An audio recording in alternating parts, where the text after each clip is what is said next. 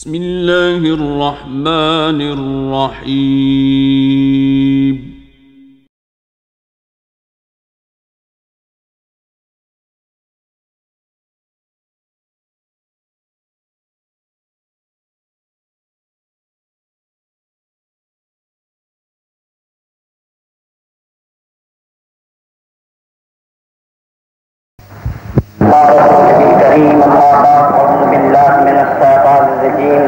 بسم الله الرحمن الرحيم تبارك الذي نزل الفرقان على عبده ليكون للعالمين نذيرا.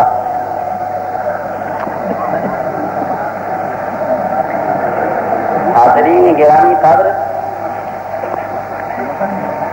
اور اس کاروان عاشقان رسول کے راہبر رہنما اور تمام اہل سنت کے پیشوا جید علماء کرام مشاہدین امت،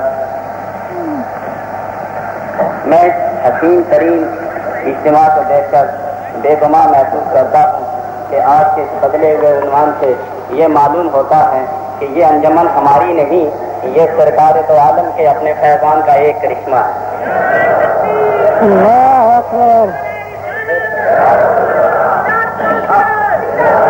انہی کا نام لینے والے، انہی کے نام سے جینے والے، انہی کے نام پہ مرنے والے، انہی کا کام کرنے والے، انہی کو سلام کرنے والے ایک مقام پہ جمع ہو گئے ہیں، اور ان کی اجتماعی کیفیت سے یہ اندازہ لگتا ہے کہ میرے اللہ نے آپ کو اور آپ کے قائدین کو نظام مصطفیٰ کی تکمیل کے لیے قبول فرما دیا.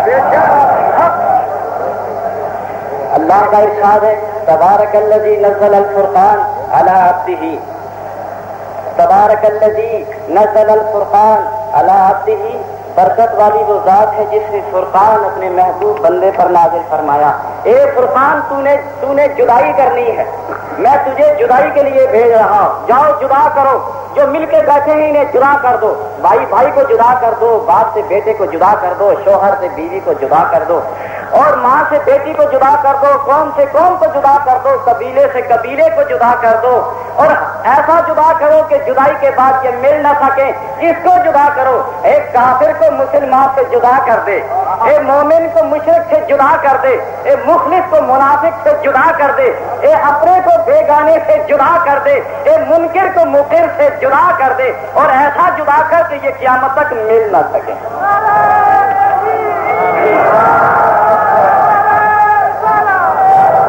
اور جب جدائی واقعہ ہو گئی تو ارشاد ربانی پھر ہوتا ہے ادخلوا فی السلم کافہ یا ایھا الذین آمنوا ادخلوا فی السلم کافہ. اے ایمان والو اب جدا ہو گئے ہو، دامن رسول میں اتر جاؤ. اور دوسرا اعلان ہوتا ہے کہ جب تم مل گئے، ایک دفعہ جدا ہو گئے ہو تو واعتصموا بحبل اللہ جمیعا ولا تفرقوا. جو تم ایک دفعہ ایک پر سمٹ کے دامن رسول میں پناہ گزیر ہو گئے ہو تو اب تمہاری صفوں میں شگاف نہ آنا چاہیے. اور بعض لوگ دھوکہ دے کے شگاف ڈالنا چاہتے ہیں. میں نے دیکھا، دو باتیں کر کے ختم کرتا ہوں. میں نے دیکھا میں نے پانی کے قطرے کو دیکھا، وہ دریا سے اچھل کر ریت میں جب ہو گیا تو فنا ہو گیا، اور اچھل کر واپس لہروں میں سو گیا تو پھر بھی فنا ہو گیا. میں نے دونوں حالتوں میں اس کو فنا ہوتے دیکھا.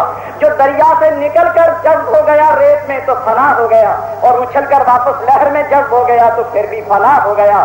مگر فرق اتنا بتا گیا کہ جو نکل کے باہر گیا وہ ہمیشہ کے لیے مٹ گیا، اور جو اچھل کے پھر دریا میں سو گیا وہ بتا پا گیا.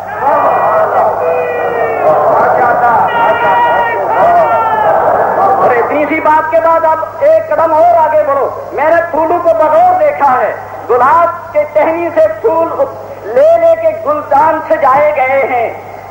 ہر ایک نے گلدان سجائے، مگر باغ سے پھول لے کے اپنے گلدان سجائے.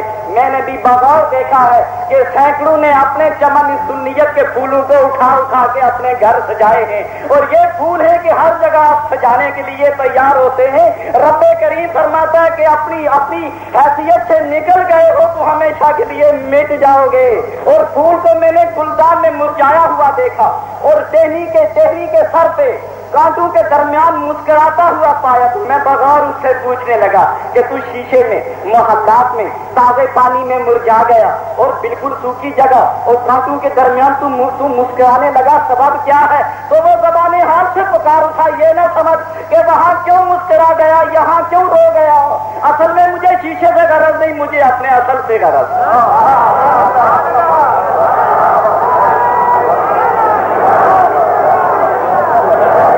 اور ایک بات اور کہہ کے ختم کر دیا، مجھے 5 منٹ اور علاج ہو گیا۔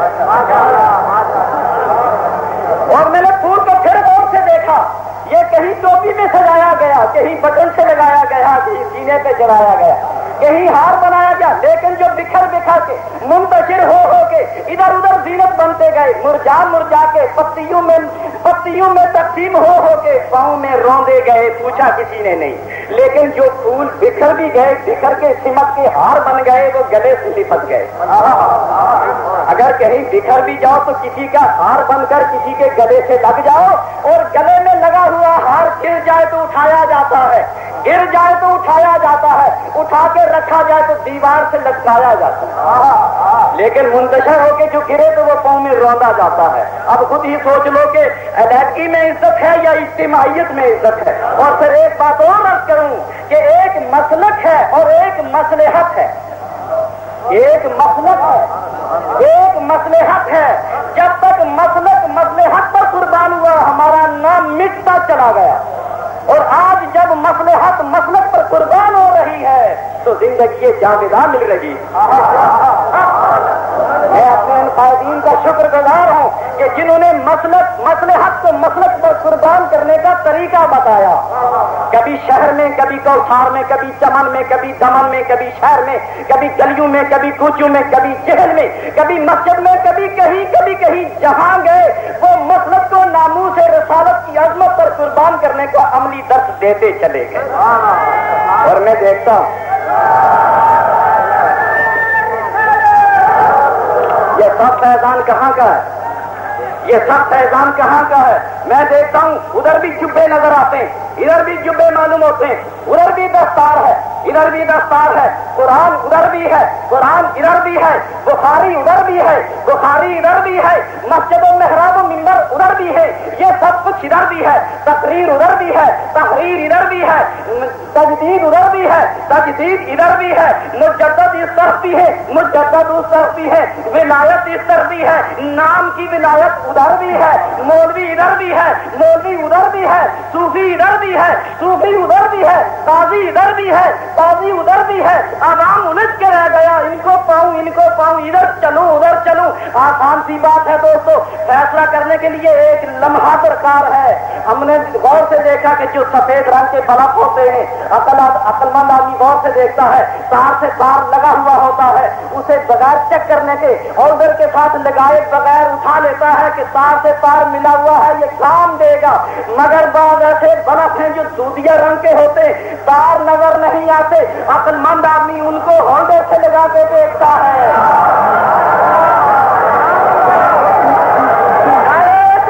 مزہ آ گیا۔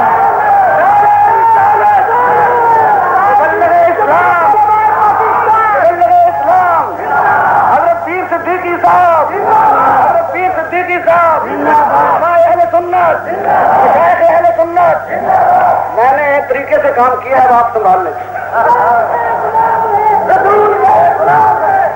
ایک بات کیا کہ اختتامت کر ایسا غلط نظر آئے، 5 منٹ اور مل گئے۔ سفید بلب نظر آئے، تار سے تار ملا ہوا دیکھو تو اٹھا کے لے جاؤ، مگر ایسا دھودیے رنگ کا بلب ملے جس کا تار سے تار ملا ہوا نظر نہ آئے تو اس کی پہچان آج سے یہ ہے کہ ہولڈر سے لگا کے دیکھو۔ اور تمہیں بھی صوفی، ملا، قاضی، جبے والے، دستار و فضیلت والے، قرآن و بخاری والے نظر آئے تو انہیں آستے سے اٹھا کر گوشت کے ہولڈر سے لگا کے دیکھو۔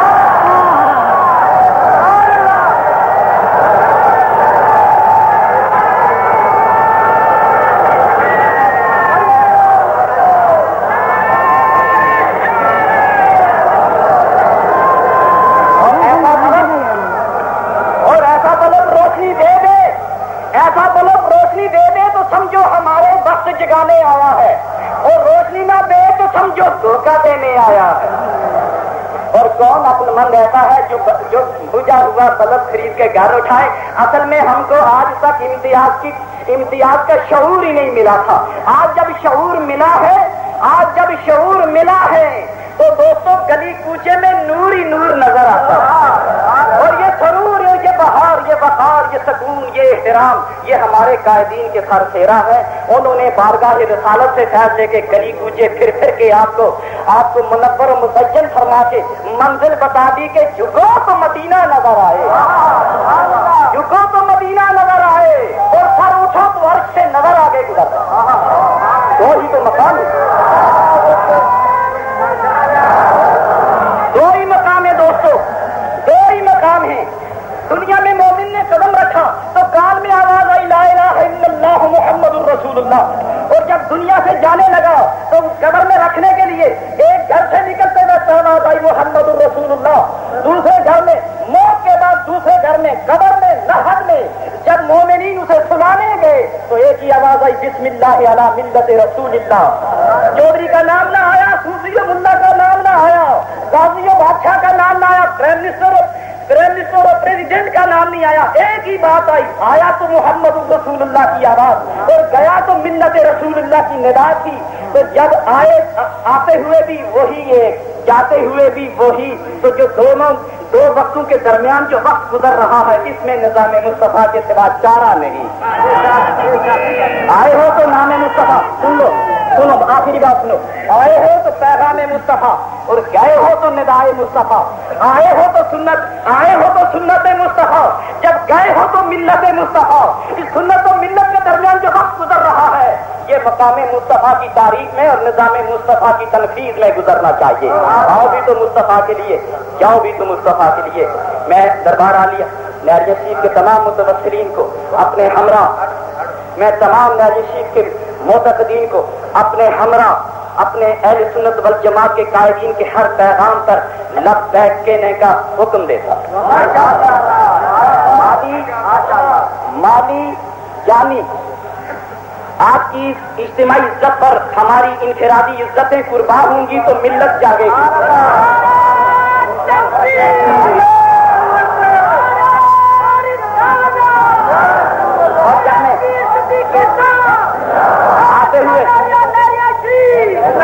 آتے ہوئے دربار عالیہ مولا شریف کے مرکزی سجادہ نشین قطب دورہ اعلیٰ حضرت پیر محمد زاہد خان صاحب مقدس اللہ الاقدس نے ارشاد فرمایا کہ میری جانب سے مالی جانی تعاون کا اعلان، اور تمام مولا شریف کے وہ موریدین جو اعلیٰ حضرت پیر محمد زاہد خان صاحب سے منسلک ہیں وہ تمام اپنے اہل سنت والجماعت کے قائدین کے ہر حکم کی تعمیل اپنے پیر کا حکم سمجھیں گے۔